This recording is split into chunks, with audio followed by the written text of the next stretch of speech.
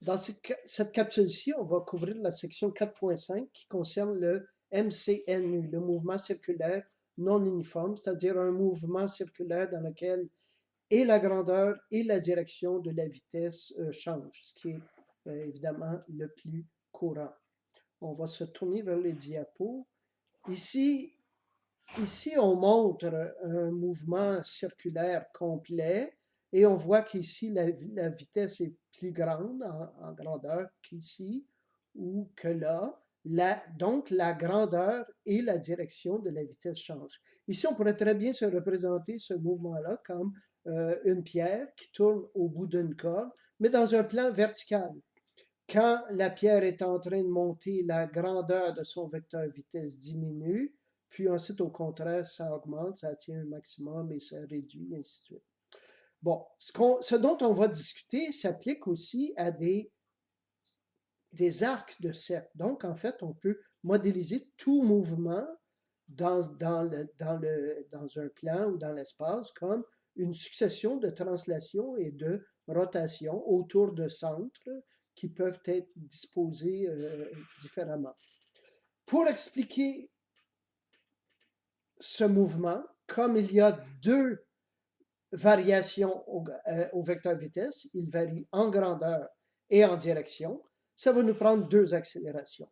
Il va y avoir une accélération qui va être, on va appeler l'accélération tangentielle, et celle-ci va expliquer la variation de la grandeur du vecteur vitesse, et ça va être tout simplement notre définition de l'accélération, la dv/dt, la variation de la vitesse en fonction du temps, mais multipliant un vecteur unitaire qui est pris, le vecteur uθ, qui indique la direction.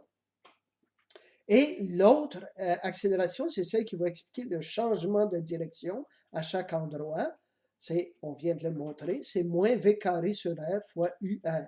Donc, dans ce système-là, nos deux vecteurs unitaires sont UR, qui par définition est toujours positif en s'éloignant du centre, et Uθ, qui montre la direction, l'angle, qui par définition est toujours positif en sens anti-horaire de déplacement.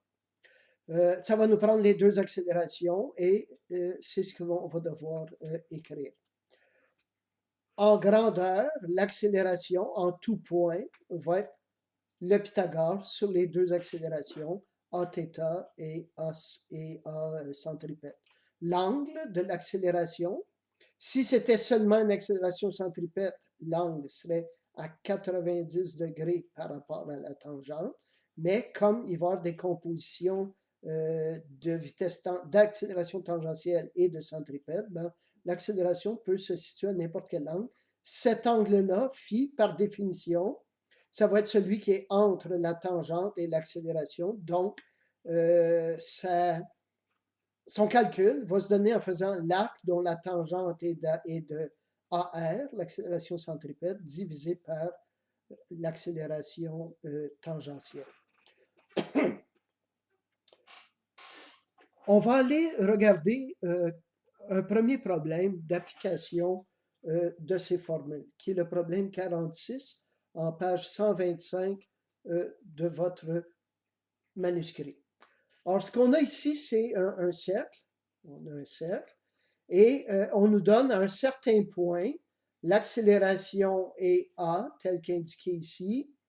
Et l'accélération fait un angle de 35 degrés avec le vecteur vitesse. Le vecteur vitesse, à ce point-là, il est toujours tangent à la trajectoire.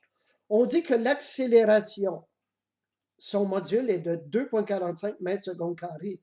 Mais ça, c'est cette accélération-ci qui a une composante centripète et une composante tangentielle. Et on va nous demander de faire différents calculs. Je vais aller regarder la solution que je vous ai préparée. On a donc, on donne le rayon, l'accélération, module. Le module de l'accélération centripète, l'accélération centripète, celle-ci, c'est celle qui est opposée à l'angle, ça fait donc intervenir le sinus. Ça va être 2,45 sinus 35 degrés, soit 1,41 mètres seconde carré.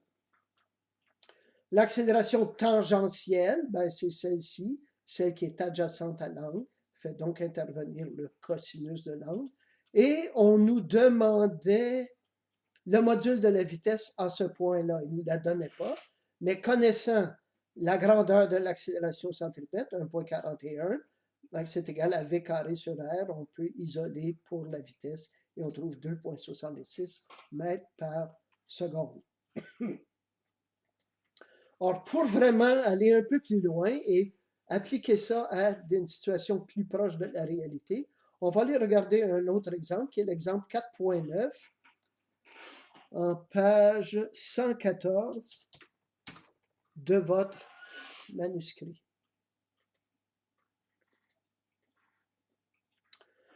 Or, on a ici une voiture qui est en train de prendre un virage et ça va se faire sur 90 degrés. La voiture entre à une vitesse initiale de 12 mètres secondes et elle va sortir à une vitesse finale de 25 mètres secondes et c'est une voiture qui est en train d'embarquer sur l'autoroute. Et ce trajet-là au complet et le changement de vitesse va se faire en 5,20 secondes, ce qui nous donne la possibilité de calculer l'accélération tangentielle, qui est dvdt. Maintenant, on nous demande calculer le module de la vitesse de l'automobile au centre du virage, donc au point 1, et le module de l'orientation et l'orientation de l'accélération. En fait, la vraie question, c'était la question B. La question B nous demande l'orientation et le module de l'accélération. Pour ça, ça nous prend deux choses. Ça nous prend dvdt, qui va donner l'accélération tangentielle, et ça nous prend V1 carré sur R, qui va nous donner l'accélération centripète, parce qu'on va devoir composer par Pythagore pour répondre à ces questions-là. Alors, je vais aller regarder la solution que je vous en ai faite. On nous demande de calculer V1. Bon, on pourrait se servir de notre équation bonbon. V1 au carré moins V0 carré égale 2A delta S. Le delta S de 0 à 1. Pour A θ, on applique notre définition de l'accélération. V2 moins V0, V2 à ce point-ci, moins V0 à ce point-là. Sur 5,2 secondes, on vient de trouver 2,5 mètres secondes carré.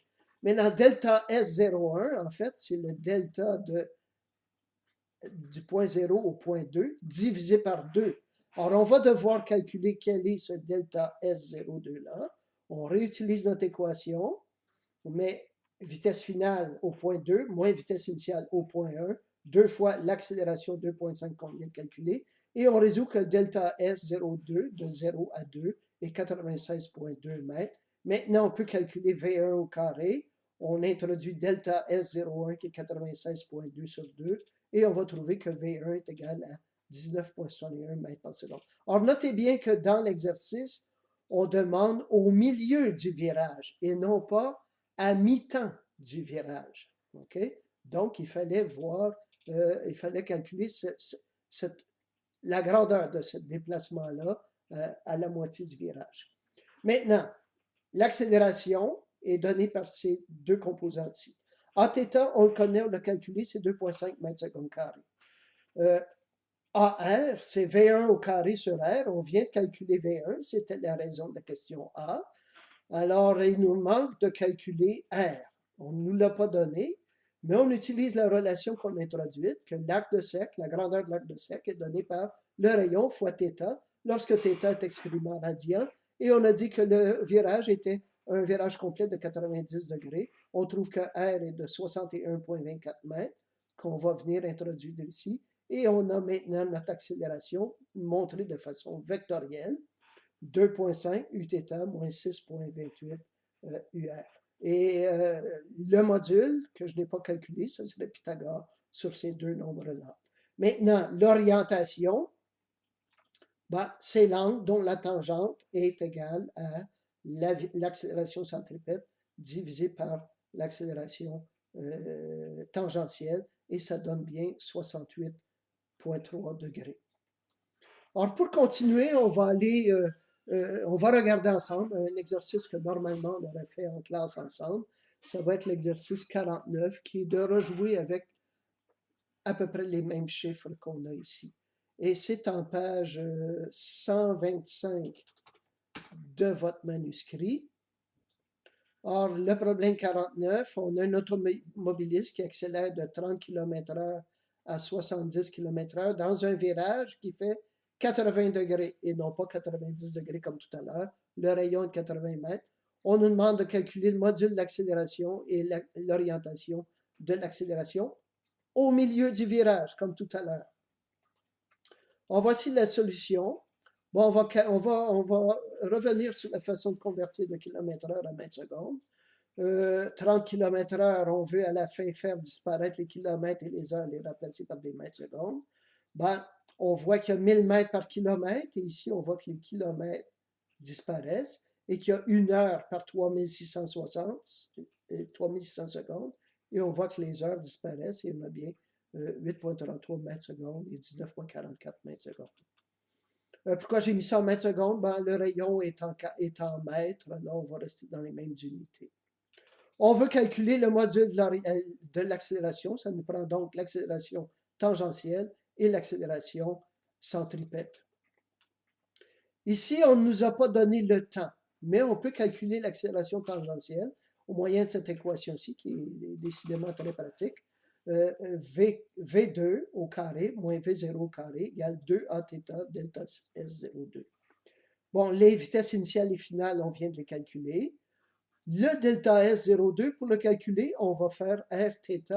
Mais là, notre θ, va falloir le convertir en radian, parce que cette expression-là n'est valide que si l'angle est exprimé en radian. Il y a pi radian par 180 degrés. Or, notre conversion, c'est 80 sur 180 fois pi radian, et on trouve 111,7 mètres qu'on va introduire ici, et on va calculer Aθ. Maintenant, on doit calculer V1 au carré sur R pour l'accélération centripète, qui est celle qu'on atteint au milieu du virage. On va calculer V1. V1 au carré moins V0 au carré égale 2Aθ. Le Aθ, on vient de le calculer. Le delta S, ben, ça va être le plein déplacement divisé par 2, et on trouve 14,95 mètres secondes pour V1, et on introduit V1 dans l'expression ici, on calcule 2,80 mètres secondes carrés. Le module de l'accélération est donné par 3,12 et est donné ici par Pythagore, 3,12 mètres secondes carrés. L'orientation, phi, qui est toujours l'angle entre la tangente et l'accélération, c'est l'angle de la tangente est égal à centripète sur tangentielle, donc 2,8 sur 1,38, et on trouve 63,8 degrés. Il est important de revenir ici sur quelque chose qu'on va revoir dans le prochain module, et l'accélération centripète n'est pas constante. Pourquoi? Parce que la vitesse n'est pas constante. Or, par exemple, pour une voiture dans un virage, l'accélération centripète augmente en grandeur au fur et à mesure que la vitesse augmente. Quand on va parler de force dans le prochain module, on va voir que la seule chose qui contraint une voiture à prendre un virage, c'est le frottement des pneus sur la route. Et ce frottement-là, il faut qu'il soit capable d'être suffisant pour contraindre la voiture à prendre le virage, même lorsqu'on est rendu à vitesse plus élevée. C'est pour ça que dans les courbes, sur les autoroutes, on nous recommande une vitesse maximale. OK, alors sur ceci, je vais terminer cette capsule-ci, et on va bientôt passer à l'étude du mouvement de rotation de façon plus détaillée.